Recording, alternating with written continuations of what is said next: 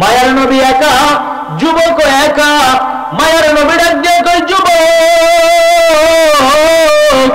চিন্তা করার কারণ নাই, তুমি থামো, অস্থির হইও না।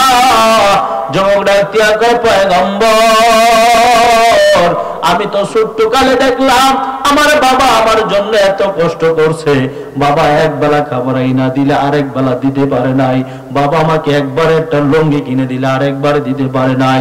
ওই যে ঈদের দিন বাবা যদি আমার নতুন কাপড় কিনে দিছে, তাইলে বাবা একটা নতুন কাপড় কিনতে পারে নাই। মা এবং বাবা দুজন কুরবান হয়েছে, বিসর্জন দিয়েছে, তারপরে তারা আমাকে নতুন একটা কাপড় চোপড় কিনে দিছে। আজকে আল্লাহ তাআলা আমার এত ধন সম্পদ দান করছে, আল্লাহ তাআলা আমার এত টাকা পয়সা দান করছে। আজকে যদি আমার মা এবং বাবাকে কাপড় চোপড় কিনে দিতাম, তাদেরকে যদি ভালো মন্দ খাওয়াইতাম, তারপরেও আজকে আমার টাকা পয়সার কোনো কমতি হইতো না। ও পয়গম্বর, তাহলে আমি এখন কি করব আমারে বলেন। আল্লাহর নবী ডাক দিয়া কই, যুবক তোমার জন্য আমি পয়গম্বর একটা ওয়াজ করি, তুমি শোনো। তুমি তোমার বাবা এবং মার জন্য যদি 5টা কাজ করতে পারো, তোমার মা এবং বাবা কবরে থাইকা থাইকা তোমার সেই সওয়াবগুলা পাইতে থাকবে। তোমার মা এবং বাবা কবরে থাইকা থাইকা সওয়াব পাইবে। যুবক ডাক দিয়া কয়, পয়গম্বর তাইলে সেই ফর্মুলাগুলো আমাকে বলে দেন, সেই কথাগুলো আমারে জানায়া দেন। আপনার আমার পয়গম্বর জানাইলেন, আসসালাতু লাহুমা, 1 নাম্বার হলো তুমি তোমার মা এবং বাবার জন্য বেশি বেশি করে দোয়া করবা। সুবহানাল্লাহ জোরে কোন। যাদের মা এবং বাবা দুনিয়ার জমিনে নাই, কি করব কাজগুলো আমরা কি করব? মায়ের নবী শিখাইলেন, যুবক আসসালাতু লাহুমা, 1 নম্বরে তুমি তোমার মা এবং বাবার জন্য বেশি বেশি করে দোয়া করবা।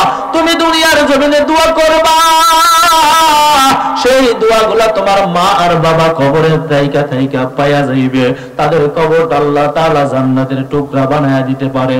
2 নম্বর হলো তোমার মা এবং বাবার জন্য বেশি বেশি করে দান করবা। সুবহানাল্লাহ কোন। তোমার মা এবং বাবার জন্য অধিক পরিমাণে দান করবা। যদি তুমি দান করো, তাইলে তোমার দানের সওয়াব, তোমার দানের সওয়াবগুলো আল্লাহ তাআলা তোমার মা এবং বাবার কবরের মধ্যে পৌঁছায়া দিবে। 3 নম্বর হলো তোমার মা এবং বাবা যদি কোনো ওয়াদা করে থাকে, সেই ওয়াদাগুলো তুমি পুরা করে দিবা। পুরা করে দিলে সেই সওয়াবটা আল্লাহ তাআলা তোমার মা বাবার কবরে পৌঁছায়া দিবে। সুবহানাল্লাহ। আল্লাহ আল্লাহ क्या मुबारक नाम है, अल्लाह अल्लाह आशिकों का काम है। या इलाही मुझसे मुझको दूर कर, ताकि देखो मुझ में तुझको एक नजर। या इलाही तू मेरा माबूद है, या इलाही तू मेरा माशूक है। মায়ের নবীর একদিকে যুবক চিন্তা করার কারণ নাই। তোমার মা এবং বাবা যদি দুনিয়ার জমিনে থাইকা তারা যদি কোনো জায়গায় ওয়াদা করে থাকে, কোন মসজিদে যদি ওয়াদা করে থাকে, কোন মাদ্রাসায় যদি ওয়াদা করে থাকে, যদি কোনো কারবার বানানোর জন্য ওয়াদা করে থাকে, যদি কোনো জনপ্রতিনিধির ওয়াদা করে থাকে, তাহলে তুমি তোমার মা এবং বাবার সেই ওয়াদাগুলা পুরা করে দাও। সওয়াবগুলো আল্লাহ তাআলা কবরে পৌঁছায়া দিবে। সুবহানাল্লাহ জোরে কোন। 4 নম্বর হলো তোমার মা এবং বাবার যারা আত্মীয় আছে, তোমার বাবার যে আত্মীয় আছে, তোমার বাবা যদি তোমার আত্মীয়দেরকে এরকম ভাবে সম্পদ থেকে বঞ্চিত করে থাকে, ওই সম্পদগুলো তুমি তোমার আত্মীয়দেরকে ডাইকা ডাইকা বুঝাইয়া দিবা। এটা হলো তোমার দায়িত্ব। যদি বুঝাইয়া দাও, তাহলে তোমার বাবার কবরের আযাব আল্লাহ মাফ করে দিবে। আর যদি কোন সুবহানাল্লাহ। কারণ বর্তমান সমাজে এমন হয়, বাবা ছেলেদেরকে অনেক টাকা পয়সা দিয়া যায়, ক্ষেত জমি ধন দৌলত দিয়া যায়, দামি জায়গা দিয়া যায়, কিন্তু মেয়েদেরকে ঠকায়া যায়। সমাজে আছে না নাই? জোরে করে আছে না নাই? কিন্তু বাবা মৃত্যুবরণ করার পরে সন্তান যদি 100 গরু জবাই করে যদি জাফত করে খাওয়ায়, মায়ার নবী বলেন সে জিয়াফতে কোনো কাজ হবে না যদি তোমার বাবার সেই সম্পদগুলো যদি তোমার বোন, তোমার ফুফু, তোমার চাচা তাদেরকে যদি বুঝাইয়া দাও, কাউকেও যদি তুমি জিয়াফত করে না খাওয়াও, তোমার বাবার কবরটা আল্লাহ জান্নাতের বাগান বানিয়ে দিবে। সুবহানাল্লাহ, আরো জোরে কোন সুবহানাল্লাহ। 5 নাম্বার হলো বিশ্বনবীর হাদিয়া যুবক, তোমার মা নাই বাবা নাই, কি করবা কি করবা?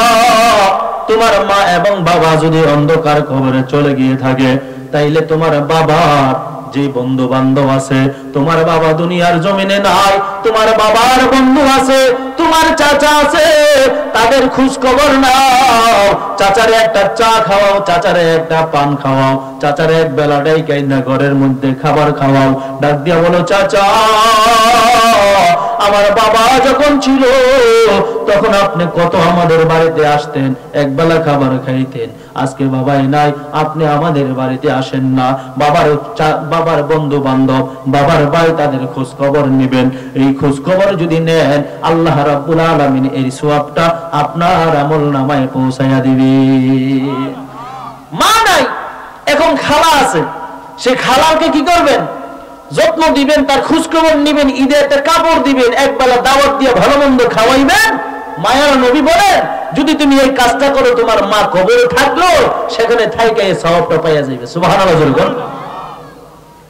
এই জন্য মা এবং বাবা যাদের নাই, করব কি আমল করব কি?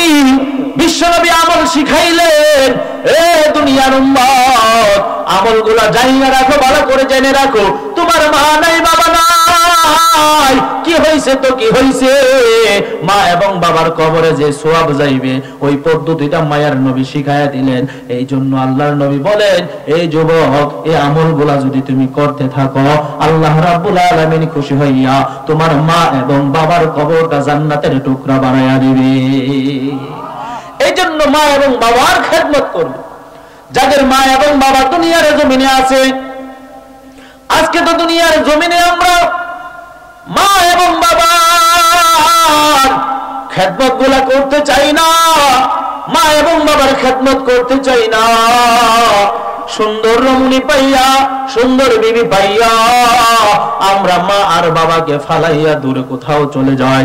কিন্তু দুঃখিনী মা, দুঃখিনী বাবা তোমার জন্য আমার জন্য কত কষ্ট করেছে, সেই কষ্টের কথা কি একবার তোমার মনে পড়ে না রে সন্তান?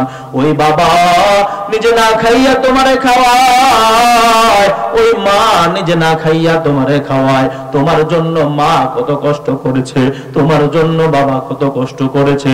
হতে পারে তোমার বাবা মূর্খ, হতে পারে তোমার বাবা কৃষক, হতে পারে তোমার বাবা হয়তো দরিদ্র, কিন্তু তোমার বাবা তোমার জন্য এত কষ্ট করে যেটা কখনো তুমি কোনোদিন চিন্তা করো নাই। কারণ তোমার বাবা তোমার ভালো রাখতে যাইয়া তার নিজের জীবনটা পর্যন্ত বিসর্জন দিয়া দেয়। কথা বলেন ঠিক কিনা?